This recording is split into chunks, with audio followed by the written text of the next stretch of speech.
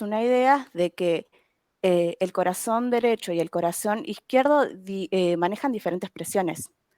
¿Por qué? Porque si la circulación sistémica tiene que enviar la sangre al resto del cuerpo, entonces tienen que manejar presiones mucho más altas, ¿sí? Es por eso que, por ejemplo, la aorta maneja presiones mucho más altas. En sístole 120 milímetros de mercurio, en diástole 80 milímetros de mercurio, a comparación con el circuito pulmonar, que maneja presiones mucho más bajas. Por ejemplo, la arteria pulmonar maneja en sístole 25 milímetros de mercurio y en diástole 8 milímetros de mercurio. O sea, es una gran diferencia. Bueno, pasemos. Hay distintos tipos de flujo sanguíneo, ¿sí? Tenemos el flujo laminar y el flujo turbulento. El flujo laminar es un flujo ordenado, ¿sí? En el cual la mayor velocidad la vamos a tener en el centro, ¿sí? La mayor velocidad del flujo va a estar en el centro y desde ahí va a ir disminuyendo hacia los bordes. En el borde, cerca de la pared, vamos a tener menor velocidad del flujo. Bien, y este tipo de flujo, el laminar, es el que predomina en nuestro cuerpo. Es el flujo normal. Por otro lado, tenemos el flujo turbulento. El flujo turbulento ya es un flujo mucho más desordenado, es más caótico, se forman remolinos y acá es una mezcla de velocidades. Este flujo mm, se ve en situaciones como, por ejemplo, cuando una arteria grande se ramifica, ahí se puede generar turbulencia. O también, por ejemplo, si una placa de ateroma, por ejemplo, o algo, obstruye una arteria. Entonces el flujo que pase por esa arteria va a generar turbulencia. Y bueno, esto que les estaba mencionando del flujo laminar y turbulento, ahí les hago una acotación, es re importante para eco, porque en eco van a ver todo el tema de flujo turbulento, se escucha bastante. Bueno, nosotros ya hablamos de la primera parte, ¿sí? De los componentes del sistema circulatorio, recién que era del corazón. El otro componente que habíamos dicho eran los vasos sanguíneos, que eran los conductos que transportaban la sangre. Entonces, de los vasos sanguíneos vamos a hablar de tres, ¿sí? De las arterias, de las venas y de los capilares. Yo acá les resumí lo más que pude las características y las funciones de cada uno, ¿sí? De las arterias vamos a decir que tienen pared gruesa elástica, luz pequeña, que soporta presiones más altas y su función es transportar la sangre hacia los tejidos. Entonces, vamos a ver cómo es la estructura de estas arterias, ¿sí? Las arterias suelen tener tres capas o túnicas. Por un lado tenemos la capa interna o túnica íntima, que está formada por endotelio, membrana basal y membrana elástica interna. Esta capa es re importante porque acá es donde se forman las placas de ateroma. Se forman en la capa íntima de las arterias. Luego tenemos la túnica media, ¿sí? Que está formada por capa muscular, que es lo que está ahí en rojito, y una membrana elástica externa, ¿sí? En las arterias tenemos la capa muscular que es más gruesa porque tiene que soportar presiones más altas. Y por último tenemos la adventicia, que, a ver, esperen si el cursor me permite, ahí, es la última, es la capa más externa. Y en la adventicia está lo que es la vasa vasorum, que la vasa vasorum viene del latín vasos de los vasos. Entonces son pequeños vasos que van a irrigar, o sea, van a nutrir a un vaso de gran calibre. Bien. Luego tenemos las venas. Las venas tienen paredes más delgadas, son menos elásticas, tienen una luz más grande, tienen válvulas que impiden el reflujo de la sangre y su función es transportar sangre desde los tejidos al corazón. Entonces vamos a ver su estructura.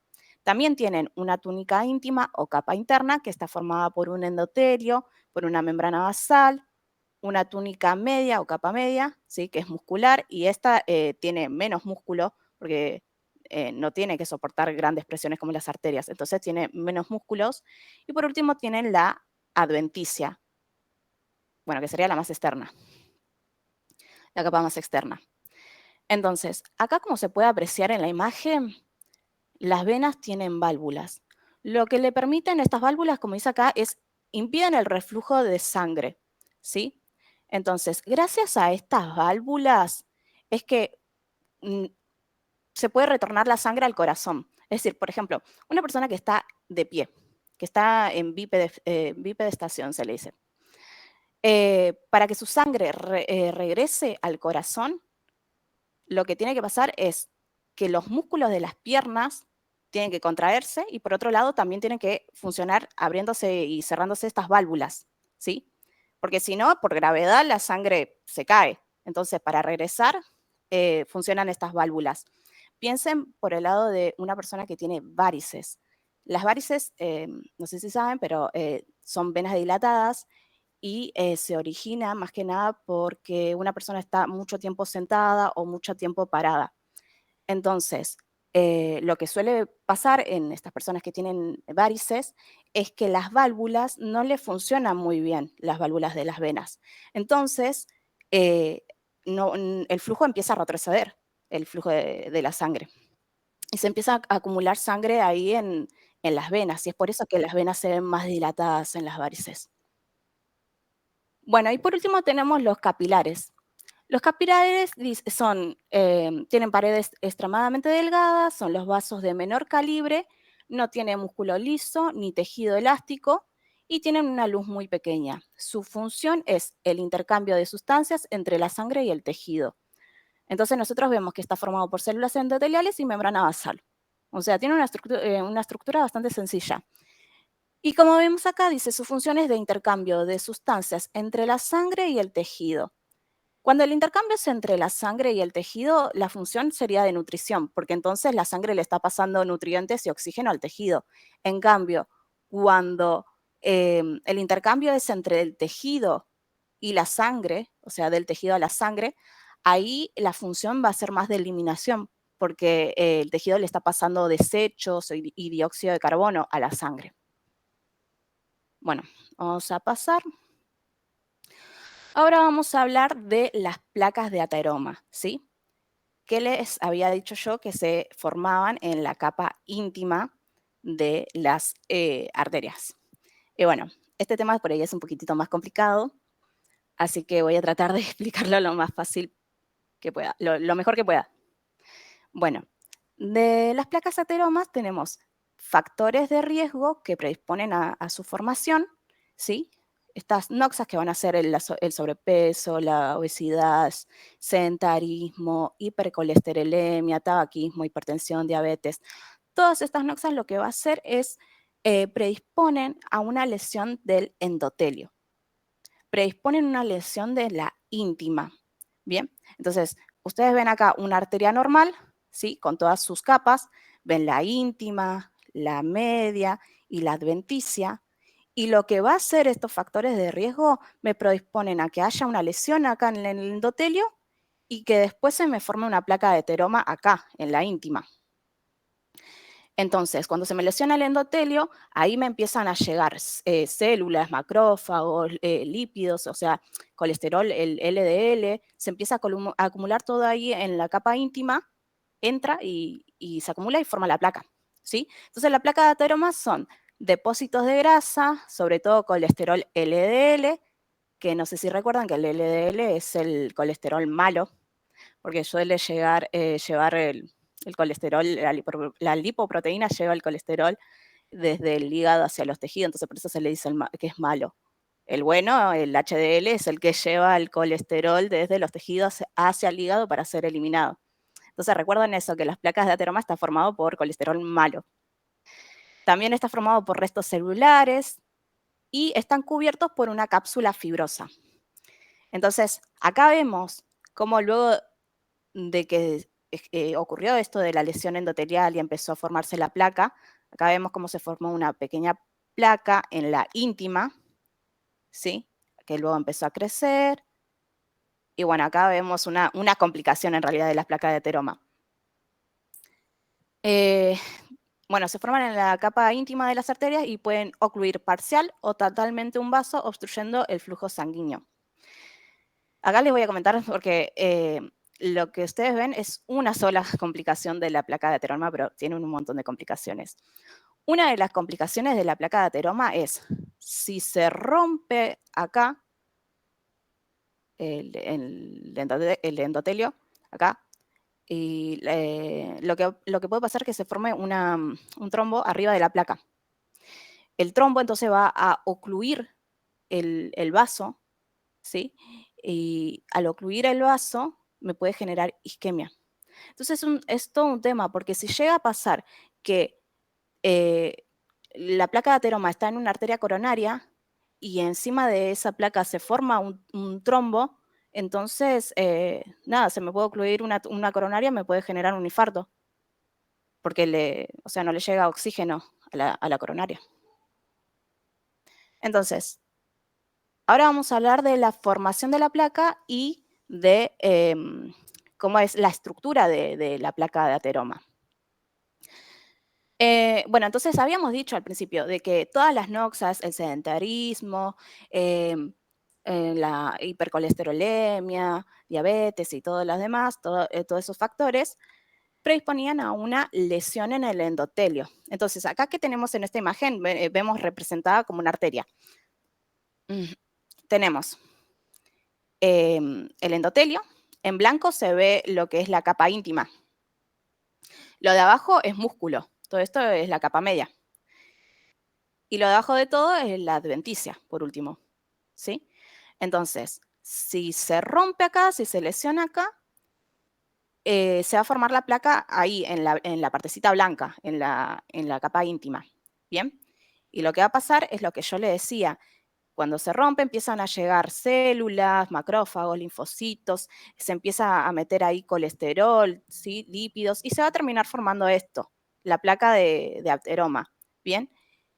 Cuando se forma la placa también lo que pasa es que parte de las células que están acá en la capa media de las células musculares lisas van a migrar hacia la capa íntima, ¿ven? Como ven acá, y van a rodear a la placa de ateroma dándole estabilidad, ¿sí? A eso se le llama cápsula fibrosa, ¿bien? Forma como un casquete fibroso que lo que le da es estabilidad a la placa, ¿sí? La va a rodear y la sostiene. Entonces, la estructura de la placa finalmente va a ser esta, ¿sí?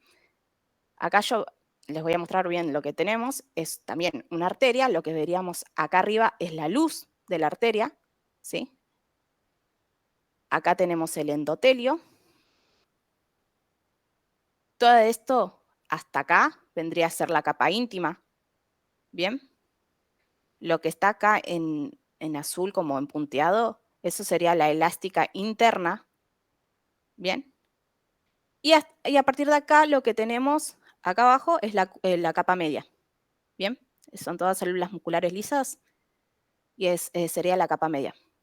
Entonces, vemos que efectivamente la placa de ateroma se formó en la capa interna. ¿Y cómo está formado? Por un centro necrótico, que es todo esto que se ve ahí como en naranjita o amarillo, no sé qué color es este, pero vamos a decir que es anaranjado. Y alrededor tiene la cápsula fibrosa, que yo les había dicho, que son células musculares lisas que migraron hacia la capa íntima y rodearon a la placa de ateroma para darle estabilidad. Bien, entonces, el centro necrótico contiene todo esto, ¿sí? Contiene cristales de colesterol, ¿sí? Porque habíamos dicho que estaba formado por colesterol, que son todas estas cositas amarillitas que vemos acá. Después vemos, por ejemplo, calcio, que son todas esas pelotitas chiquititas que ven ahí, ¿sí? Tienen macrófagos, tienen linfocitos y tienen estos que son células espumosas. ¿De dónde salieron estas células espumosas? Bueno, ven acá que están los macrófagos. Los macrófagos son unas células que lo que hacen es comerse otras cosas. Fagocitan, hacen fagocitosis. Entonces, lo que hizo este macrófago es empezar a comer lípido. ¿Ven que este, por ejemplo, y este de acá empieza a tener pelotitas amarillas en su interior? Lo que hizo el macrófago fue fagocitarse lípidos y cuando se fagocitó los lípidos se terminó transformando en una célula espumosa. ¿Bien? Entonces, las células espumosas son macrófagos que fagocitaron lípidos. Pero también las células espumosas se pueden formar a partir de las células musculares lisas. Porque si las células musculares lisas también fagocitan los lípidos, se puede transformar en células espumosas. Así que esos son los dos orígenes que hay de células espumosas. Por un lado pueden salir de los macrófagos que fagocitan lípidos y por otro lado de las células musculares lisas que fagocitan los lípidos. Bueno, Flor, ¿sí? una preguntita. ¿Podrías, por favor, nombrar la tercera imagen de abajo, las capas, que me perdí un poquito con eso? Sí, claro. Bueno, acá tenemos, esperen que, a ver, mi silla. Acá tenemos la luz, ¿sí? Esto es la luz del vaso, ¿sí? De la arteria. Bien. Este es Sí, el sí, más que nada, endotelio. o sea, perdón, lo que te está bien, las capas, más que nada con el puntero, eso, perdóname, te iba a decir. ¿Sí? ¿No se ve? No, sí, sí, que eso era lo que te iba a pedir, por favor. Ah, sí. Bueno, esto tenemos la luz, esto sería la capa íntima, todo esto es la íntima. Y esta acá es la media, a partir de acá.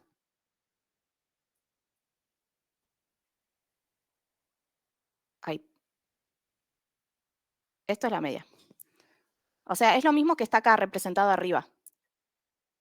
La íntima es la partecita blanca, ¿sí? La media son todas estas rosaditas, ¿sí? Que es las células musculares. Y acá afuera está la adventicia. Pero esta parte, como está ampliada, es como si estuviera ampliando esto, entonces no se ve completamente la adventicia y las células musculares, o sea, la capa media. Solamente estoy viendo una parte de esto, así. Uy, no, para. Ahí está. Entonces solamente estaría viendo una parte de esto, ¿sí? Bueno, sigamos. Cualquier cosa ahora lo repito, si no se entiende. Pero bueno, después está rodeado toda esta placa de ateroma que tenemos acá, todo este centro necrótico, lo tenemos rodeado por una cápsula fibrosa. Y la cápsula fibrosa habíamos dicho que está formada por células musculares lisas que terminan migrando en la íntima y lo rodean a todo el centro necrótico para darle estabilidad a la placa. Y este va a estar formado por células musculares lisas, que es lo que ya dijimos. También va a tener, por ejemplo, macrófagos, linfocitos. ¿Ven esas cositas celestes que se ven ahí, chiquititas? Eso es colágeno que produce las células musculares. Bien, estas cositas, esta pelotita que está acá y esta pelotita que está acá, eso es neovascularización. Es decir, que se generaron nuevos vasos pequeños para nutrir esta placa, ¿sí? Porque es como que no le llegaban nutrientes a la placa, entonces el cuerpo generó nuevos vasos, ¿no? Pequeños vasos para que nutran la placa. Y el tema es que estos nuevos vasos que se generan son muy frágiles. Entonces, si se llegan a romper, se puede generar una hemorragia intraplaca. Eso es otra complicación de las placas de ateroma. Que bueno, después se las menciono de nuevo. Entonces, si vamos para atrás, habíamos dicho que una de las consecuencias, una de las complicaciones de la placa de ateroma iba a ser la formación de un trombo sobre la placa que ocluya el vaso sanguíneo, ¿sí? Y entonces después eso lo que puede generar es isquemia, ¿sí? Y ahí era lo que más le interesa en el tema de placa de ateroma acá, es por el tema de que si me tapa una coronaria y me genera un infarto transmural.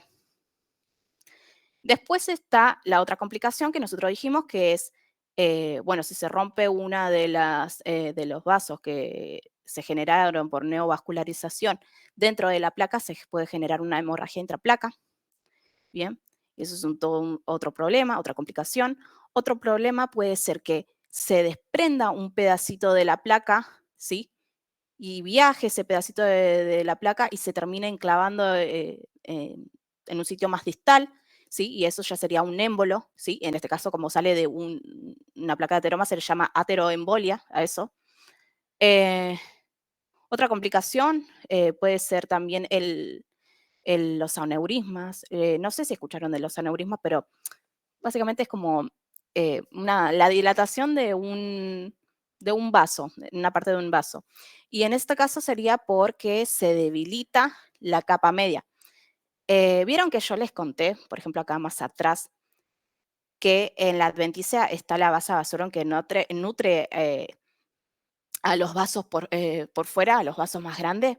Bueno, eso le va a permitir que le llegue nutrientes al músculo, o sea, la capa media, y también se nutre por otro lado, que es por la misma sangre que pasa dentro de los vasos. Entonces, la capa media, el músculo, se va a nutrir por dos formas. Por la sangre que está pasando dentro del vaso y llega, el oxígeno difunde hacia la capa media. Y por otro lado, va a llegar por la nutrición por parte de la vasa vasorum. Ahora, ¿qué pasa? Que si una persona tiene una placa de ateroma, esa placa de ateroma va a imposibilitar que la sangre difunda, o sea, que el oxígeno difunda, ¿sí? Hasta la capa muscular, y entonces no se nutre bien la capa media. No se nutre bien la capa media y entonces se debilita esa capa. Y es por eso que después se puede formar un aneurisma. Sé que es medio complicado este tema. No se tienen que aprender todas las complicaciones en realidad. Yo se los comento más que nada porque para que sepan que no es solamente esta una única complicación que por ahí, no sé, yo me acuerdo cuando cursé en cardioclínica que solo me veíamos esto, que se formaba un trombo arriba de la placa y listo, y me ocluye parcialmente o completamente un vaso. No, hay muchas más complicaciones, así que no se queden con eso.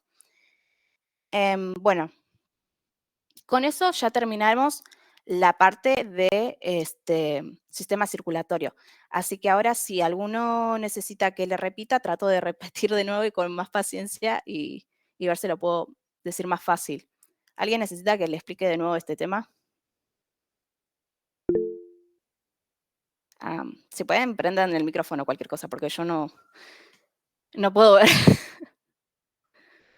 No, está bien, está claro. Perfecto. Bueno, deme un segundo que voy a ir un poco por agua. Ahí vengo.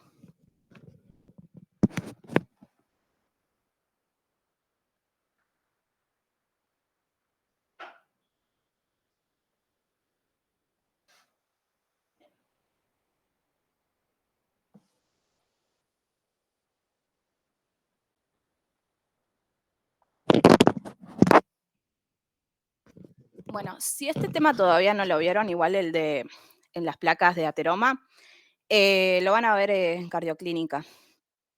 Muchas cosas que ven en la clase de hoy se ven también en cardioclínica, porque tiene una clase de laboratorio, entonces ahí ven cosas de fisiología de la sangre.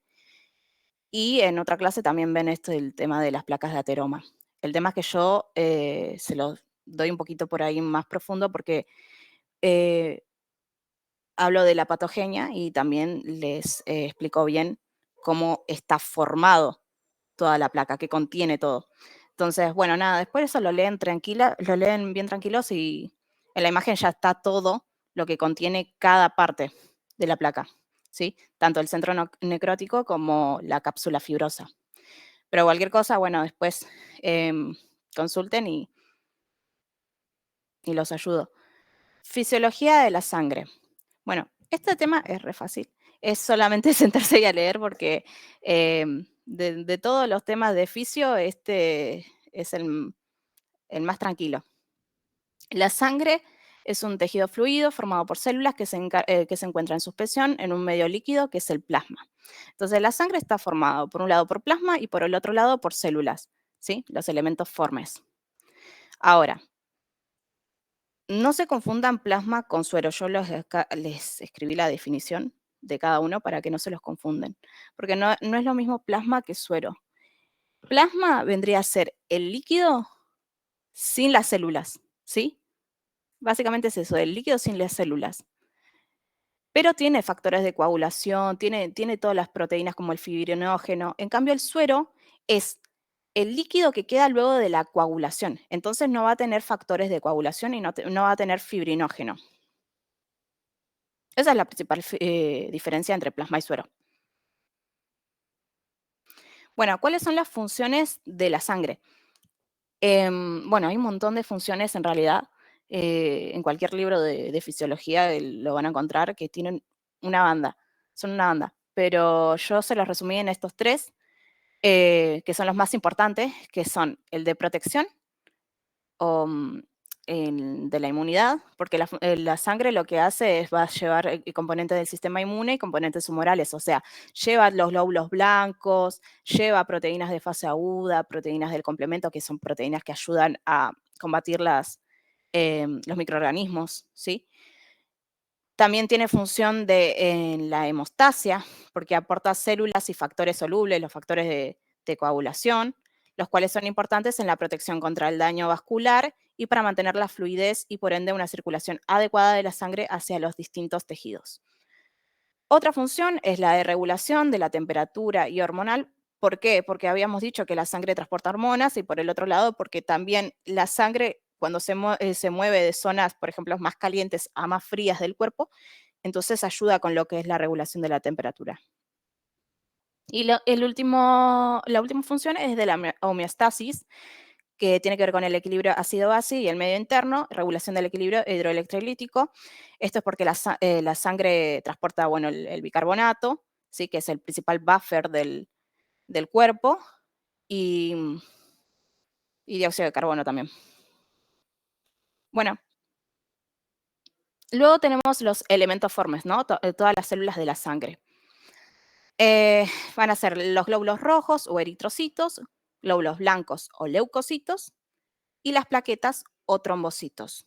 Yo acá les resumí en cada uno, traté de resumirlo lo más que pude, los valores de cada uno, ¿sí?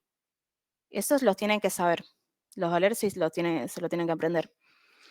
Y bueno, el glóbulo rojo tiene como función transportar la hemoglobina. Cada vez que le pregunten cuál es la función del glóbulo rojo, en realidad no es la de transportar oxígeno o dióxido de carbono, sino que transportan la hemoglobina. La hemoglobina es la que transporta el oxígeno y el dióxido de carbono. ¿Bien? Y la vida media del glóbulo rojo, que todo el mundo lo sabe del secundario, es 120 días. Luego están los glóbulos blancos o leucocitos, ¿sí? Tienen función de inmunidad, defienden el cuerpo de infecciones y cuerpos extraños, y tenemos diferentes tipos: neutrófilos, eosinófilos, basófilos, linfocitos y monocitos. Estos glóbulos blancos se pueden clasificar según la cantidad de núcleos que tienen. Lo pueden ver en los libros como polimorfonucleares, que van a ser los neutrófilos, eosinófilos y los basófilos, y luego en mononucleares, que son los linfocitos y monocitos, ¿sí? Los polimorfonucleares son los que tienen los núcleos lobulados, por eso tienen como múltiples núcleos, esos son los neutrófilos, los eosinófilos y los basófilos. Y los linfocitos tienen como un solo núcleo grande, por eso es mononuclear.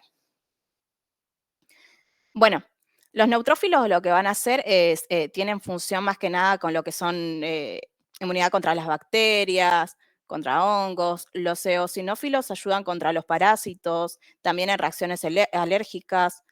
Los linfocitos también tienen, bueno, los linfocitos B generan anticuerpos, los linfocitos T van a ayudar con todo lo que es la inmunidad adaptativa y van a ayudar, bueno, también contra los microorganismos. Los monocitos son los que se transforman en macrófagos.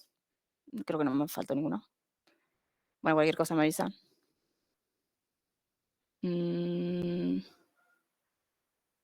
Bueno, creo que no me falta ninguno, ¿no? Bueno, y cada uno de estos va a tener un sufijo, depende de si está aumentado sus valores o disminuidos. Esto hablo de cuando lo ven en un examen de laboratorio, ¿no? Cuando, por ejemplo, los leucocitos en general, los glóbulos blancos, están aumentados, se le dice leucocitosis, y cuando este valor está disminuido, ¿sí? Por ejemplo, menor a 4000, se le dice leucopenia. Bien. Luego, en el caso de los neutrófilos, cuando están aumentados, neutrofilia, y cuando están disminuidos, neutropenia. Bien. Lo mismo con cada uno. Los eosinófilos, cuando están aumentados, eosinofilia, cuando están disminuidos, eosinopenia. No es muy difícil la nomenclatura. Por eso le digo de que este tema justo es más en particular leer y nada más, sentarse con un mate y leer. Luego están las plaquetas, ¿sí? O trombocitos, que, bueno, tienen función en la hemostasia, intervienen en la coagulación, en la inflamación y reparación de los tejidos, y su vida media es de 7 a 10 días. No le aclaré la vida media a los leucocitos porque en realidad tienen vida media muy variada. Pero bueno, las plaquetas sí duran entre 7 y 10 días. Y cuando los valores de las plaquetas están aumentados por arriba de 400.000 por milímetro cúbico, como es acá, se dice trombocitosis. Cuando tiene un valor menor a 150.000, trombocitopenia. No es muy complicado, es tosis, es cuando está aumentado, y peña es cuando está disminuido. O filia también se le dice cuando está aumentado. Y bueno, acá tenemos las fórmulas leucocitarias. Las fórmulas leucocitarias son la fórmula leucocitaria absoluta y la relativa. La absoluta, como ven, tiene todo en números, ¿sí? El valor es en números. Y la relativa es todo en porcentaje. Bien. Para la materia en realidad se lo tiene que aprender para la carrera, pero en la vida real, cuando tienen un examen de laboratorio en general, junto con los valores del paciente que le haya dado ese examen, va a haber una tabla con los valores normales de cada uno de las células. Así que no es necesario que en realidad se lo aprendan para la vida, pero es más que nada para acá, para que entiendan las relaciones también entre las cantidades de cada uno de las células. Entonces, yo les puse acá como mnemotecnia, es una mnemotecnia recontra conocida, que es Nelly-Moneva.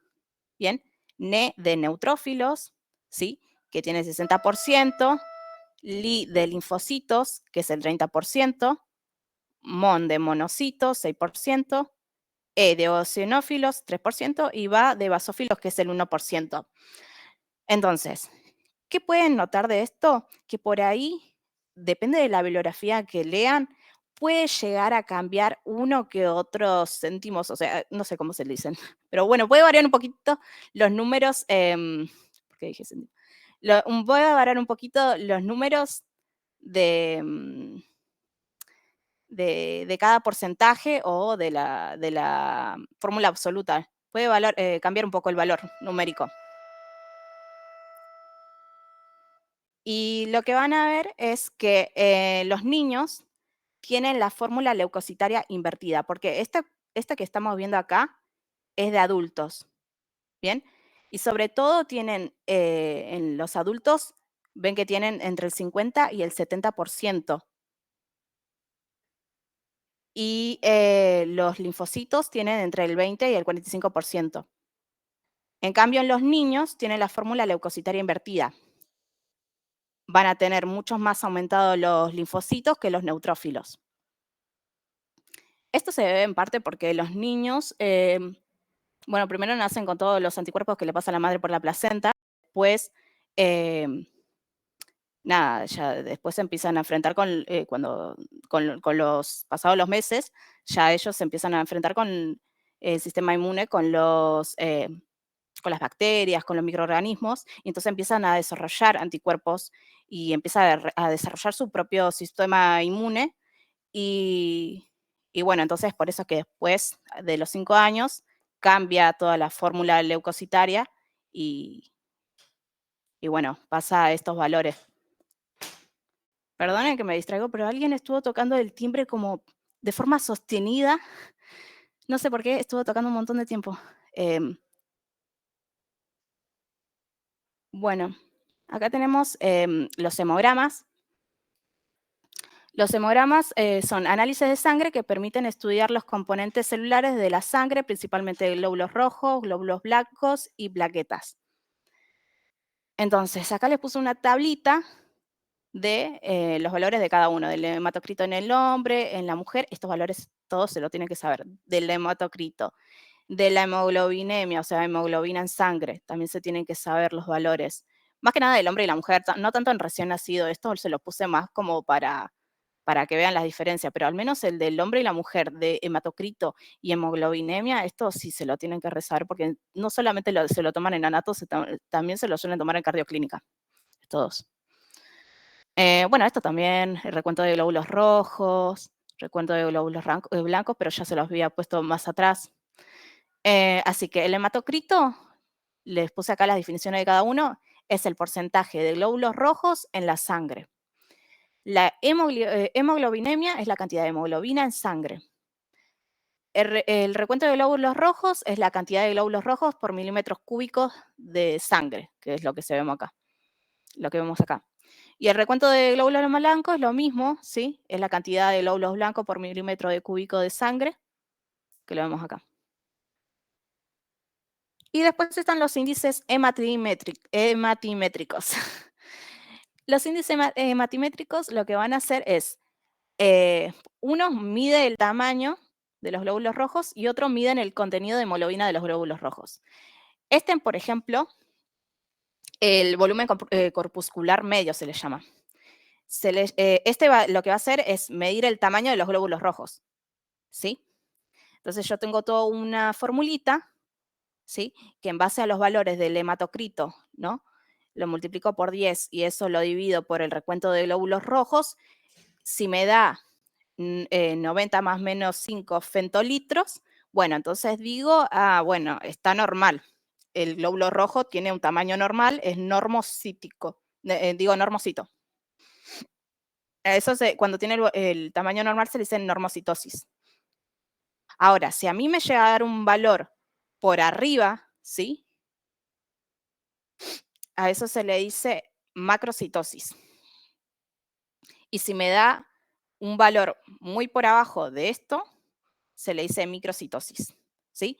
O sea, que esta formulita, lo único que me hace es darme cuenta del tamaño de los glóbulos rojos, si es normal o no. Y estos índices en realidad son muy importantes para el tema de las anemias, que nosotros no vemos anemias, pero ahí sí se fijan en, no sé, anemias microcíticas, macrocíticas, no sé, creo que son microcíticas nomás. Y después está el otro índice que es el de la hemoglobina, ¿sí? Que a partir de los valores de hemoglobina por 10 dividido el recuento de glóbulos rojos, me tiene que dar este valor, ¿sí? Y está en picogramos, por eso PG, picogramos. Me tiene que dar cerca de este valor. Entonces, si me da este valor, yo sé que la cantidad de hemoglobina que tiene cada glóbulo rojo es normal. Entonces tiene normocromía. Ahora, si llega a ser que tiene por debajo, un valor muy por debajo, se llama hipocromía. En el caso de la hipercromía no existe un glóbulo rojo que sea hipercrómico, porque es como que el glóbulo rojo tiene cierto tamaño y tiene cierta capacidad de almacenar la hemoglobina. Entonces no existe el hipercrómico. Solo está el normocromía, hipercromía. Y bueno, por último, acá tenemos lo de hemostasia que habíamos mencionado entre las funciones de la sangre, ¿no? Es el conjunto de interacciones entre los componentes de la sangre y de la pared vascular, responsable de evitar o contener un sangrado, reparar la lesión y repermeabilizar el vaso sanguíneo. Esto en realidad, piensen que son 2 clases en medicina y traté de resumírselos en una diapo. Primero tenemos la hemostasia primaria, que consiste en la vasoconstricción, adhesión plaquetaria y agregación plaquetaria. Luego tenemos la hemostasia secundaria, en la cual se activa la cascada de coagulación, se forma la fibrina, el coágulo. Y por último tenemos la fibrinol, que se activa la plasmina, que es una enzima que degrada la fibrina, se degrada la fibrina y se eliminan los restos.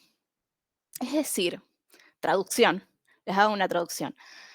Cuando ocurre un daño en un endotelio, lo que va a hacer, lo que va a ocurrir es la hemostasia, ¿sí? Yo voy a tratar de frenar ese sangrado para que no tener un sangrado excesivo, ¿no? Entonces, ¿qué hago? Cuando ocurre eso, un daño en el vaso, en el endotelio, hago vasoconstricción de esa parte, ¿sí? Para reducir el flujo sanguíneo en esa parte, ¿sí? Esto es la primera parte. Entonces, en ese sitio donde se lesionó, se empiezan a adherir las plaquetas. Se empiezan a adherir las plaquetas y se empiezan a agregar las plaquetas. Es decir, se empiezan como a apilar unas sobre las otras, como un montoncito, ¿sí? Como un racimo de plaquetas. Y luego lo que va a ocurrir es que se va a activar una cascada de coagulación. La cascada de coagulación es algo que por suerte no tuvieron que ver, porque es un quilombo, pero básicamente son como enzimas que activan otras enzimas. Tiene dos vías, una vía extrínseca, una vía intrínseca. Es una cascada muy larga de factores de coagulación que se van activando uno sobre el otro. Y la finalidad es formar fibrina, ¿sí? Así que lo único que tienen que saber es eso, que tienen que formar fibrina en la cascada de coagulación. Después en cualquiera de los libros que están ahí subidos debe estar, capaz que está más que nada en el Guyton, el tema de la cascada de coagulación. Pero bueno, lo que hace la cascada de coagulación, su finalidad es esa, es formar fibrina. La fibrina lo que es un componente con el cual se forma como una red o malla de fibrina, que lo que va a hacer es, a mi montoncito de plaquetas que yo puse, le voy a meter una red arriba para tratar de sostenerla, de darle contención. ¿Bien? Y así voy a estabilizar ese coágulo que formé. ¿Bien? Ahora, una vez que ya tengo todo esto formado, que se curó y todo eso, yo después no quiero que eso me quede ahí, que todo el coágulo con la fibrina y toda la cosa me quede ahí, porque después me puede, se me puede descascarar algo y se me puede ir y generarme como un trombo, o me va a estar tapando parte del vaso, me va a estar ocluyendo. Entonces, ¿qué hago? Yo, para no dejar esto, después genero la fibrinólisis. Cuando ya se terminó de curar toda esa lesión, genero la fibrinólisis para eliminar todo ese coágulo y toda esa red de fibrina que yo había formado. Entonces, lo que se hace es activar a una enzima que se llama plasmina, ¿sí? Que me degrada esa red, esa malla de fibrina que yo había puesto sobre mi coágulo, ¿sí? Me la va a degradar y elimino todos los restos que hayan quedado. Eso es la hemostasia. Se lo traté de resumir lo máximo posible porque literal eran como 2 clases de medicina y eran bastante complicadas. Es bastante pesado este tema de fisiología de la sangre. Así que eso vendría a ser todo lo de esta clase. Si no se entendió, dígame porque se los explico de nuevo, no tengo problema. Este tema es mucho de sentarse y leer, no es tanto como la clase de mañana que por ahí.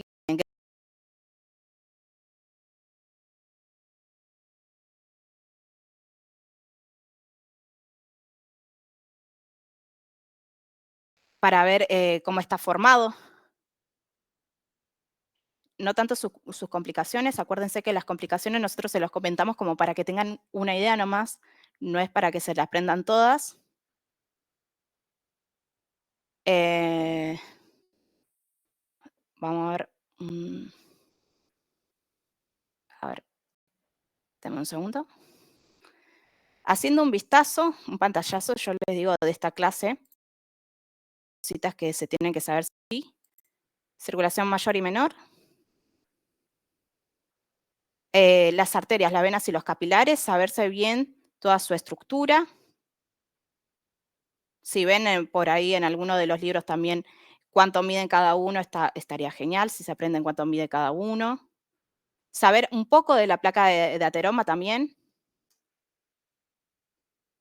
De fisiología de la sangre, estaría muy bueno que se sepan los valores de todo, de los glóbulos rojos, de los leucocitos, de las plaquetas. Saber que los sufijos que yo les estuve enseñando hoy, que son todos los que terminan en tosis, los que terminan en peña, los que terminan en filia, ¿sí?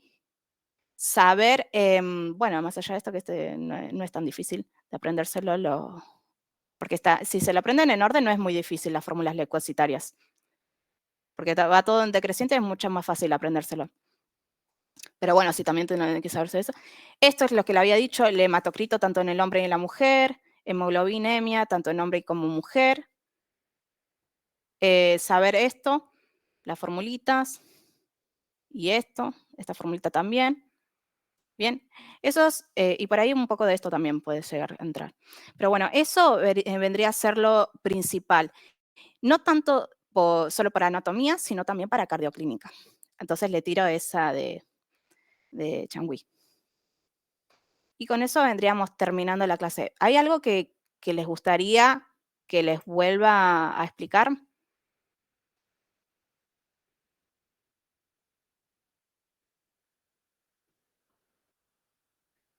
Si no, con eso ya terminamos. A ver.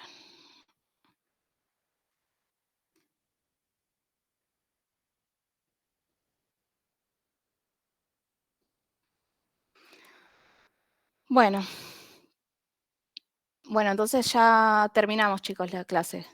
Mañana lo que vamos a ver es,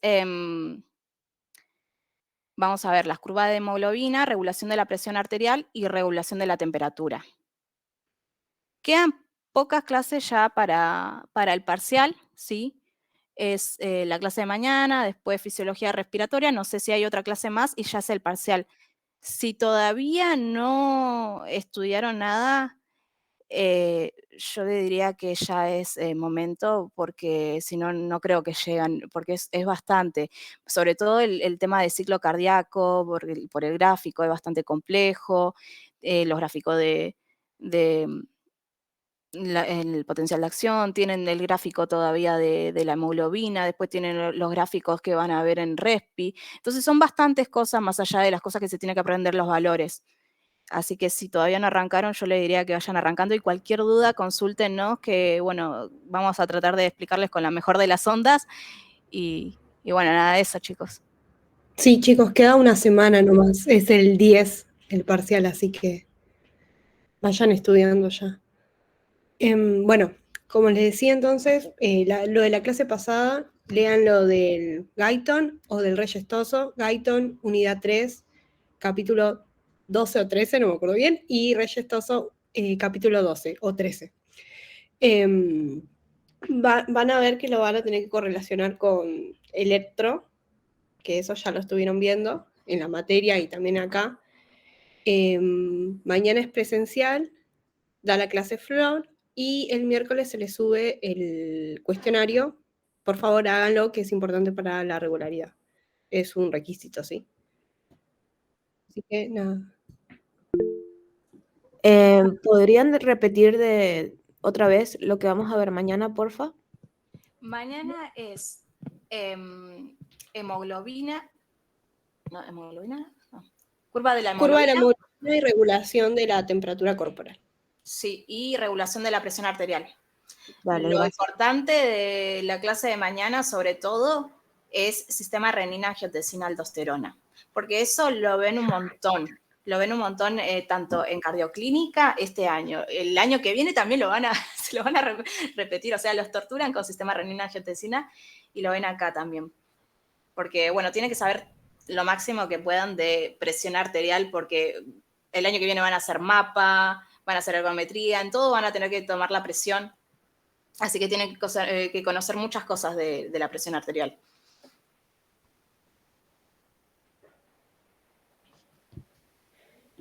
Y bueno, si alguien no escribió su nombre, escriba ahora si tiene el presente, y si no, ya estamos. Nos vemos mañana.